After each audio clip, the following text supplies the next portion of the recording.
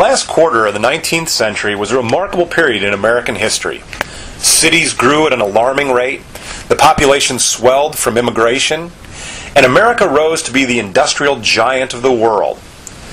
All these things didn't come without cost, though, and there were critics at the time as well. In fact, our video is going to focus on one of the most famous satirists and critics of the period, almost an Illinoisan, Mark Twain.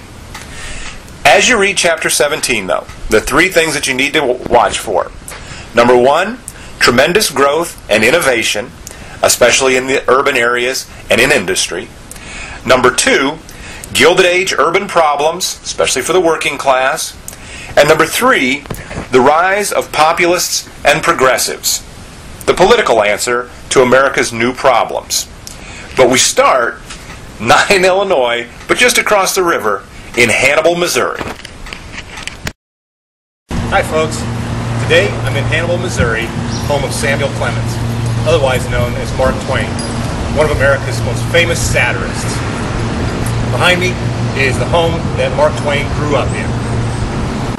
Mark Twain is famous as one of America's great satirists, or as a local colorist, meaning that he described the area he grew up in and the times that he was living in. Two of his most famous, iconic figures from his writing are right behind me. Tom Sawyer and Huckleberry Finn, modeled on young men that he grew up with right here in Hannibal, Missouri, and you could have seen on the levees of the Mississippi River just about any day. In many ways, Mark Twain was a creation of the Mississippi River. As a young man, Samuel Clemens was a steamboat pilot on the Mississippi and was famous for his ability to navigate the shoals and the shallow areas. The name Mark Twain is actually a combination of navigator terms, by the mark of Twain. It's a distance and depth kind of reference.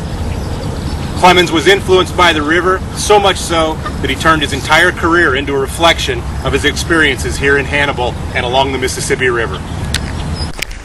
Tom Sawyer's Fence may be the most memorable image from Mark Twain's writings, but another image that he gave to Americans was that of the Gilded Age.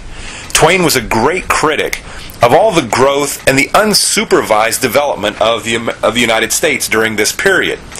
He took shots at everyone. He took shots at the urban sharps, political corruption, and even country rubes. Even while Twain was skewering his fellow Americans, those same urban citizens were developing new traditions and new pastimes.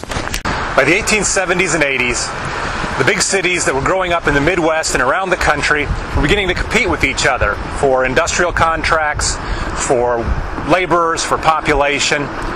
Two of these cities' competition even spilled over into the sporting arena, when in 1875, the city of St. Louis accepted a challenge from the city of Chicago for a baseball meeting.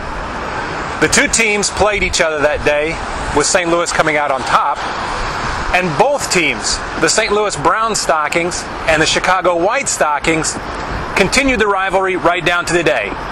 The Brown Stockings eventually changing their name in 1900 and becoming the Cardinals. The White Stockings changing their name to the Cubs. Okay, so the themes that you need to keep in mind as you read chapter 17.